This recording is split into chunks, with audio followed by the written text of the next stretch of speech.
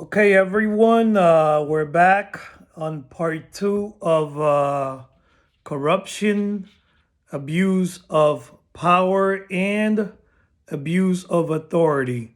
If you want to see part one, simply go to my YouTube channel and you'll see it there under the same title: Corruption, Abuse of Power, and Abuse of authority. Now, I'm not going to talk or mention anything that I spoke on part one because I want you, for those who have not seen part one, to go to my YouTube channel and listen very carefully.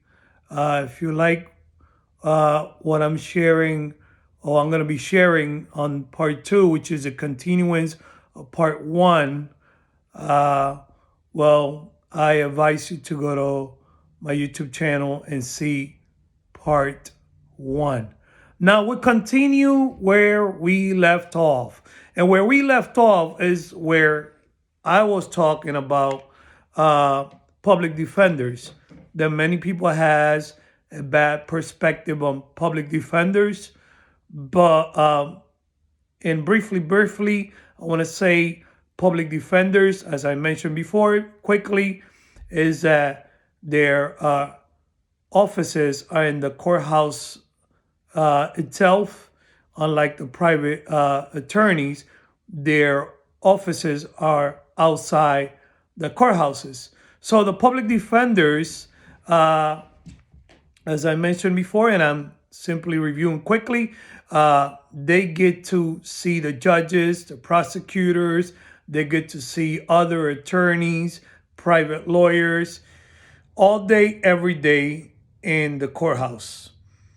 And they probably get to have a better relationship being with the judges and prosecution, and they could probably even work better on your case. Believe it or not, a public defender, if that public defender takes its time to look into your case deeper, it takes a little bit more time that he normally takes on cases, and he could get you a better deal, and it could be more just, more better than even in respect to private lawyers, because I have had private lawyers and they have done a wonderful job. But I also have had, you know, I could say public defender as well.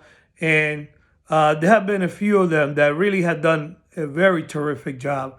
It's because they know these judges. They get to see these judges, these other attorneys, prosecutors. They, I mean, more often than what a private lawyer gets to see them. And they could have a more familiar relationship and deeper relationship than a private lawyer. And like I said, this I say with all respect to all private lawyers. Yes, just because a private lawyer is a private lawyer doesn't mean he could get you a better deal. Uh, I'm not saying that also that all public defenders are bad attorneys. No, there are good public defenders. There are bad public defenders. There are good private lawyers and there are bad private lawyers.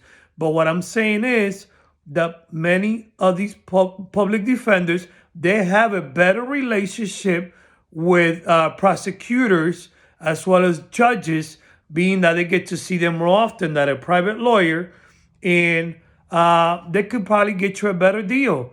I've been through cases where I have gone through at times with public defenders, being that I know from what I know from criminal law, state, federal, and other areas as well. Well, and it has gone very well for me because of what I know, and I make sure they are on point and doing their job as they're supposed to, as just and as ethical, as professional as possible. Not only that, also they actually have taken some time to look deeper into this or the other case, and it has benefited me. Uh, Now, and the thing is about a private lawyer, you run out of money. That's it. You know, it's a business. The truth is, It's not so much if you committed this crime or the other, so we're going to punish you and put you on timeout or a time of reflection behind bars. It's more a business. See, government don't really care whether you have committed a crime or not. That is the most honest, truthful, sincere thing I could tell you. They just care about putting you behind bars, and they generate money and they benefit themselves with you being behind bars. I mean, you don't need no ID pictures to go behind bars. But to come out of prison, you need to show like 10,000 pictures and IDs, and they give you such a hard time. Ask any ex-con, any ex-inmate, before you got out of prison, was it very that easy? Was it that easy? I'm saying no, it wasn't. They made it difficult. You got to show this ID, you got to do this, you got to do that, and you got to come here, you got to go there, But to go in, it's funny how you don't need any IDs. No, and it's funny how they say innocence, you're innocent to proven guilty, the presumption of innocence, they call it. But the truth is, you're guilty. You're guilty till you able to prove yourself innocent. Because if I'm innocent, like they call it, to proven guilty, and they call it presumption of innocence, what am I doing in handcuffs, So it's all a lie, Read criminal law books.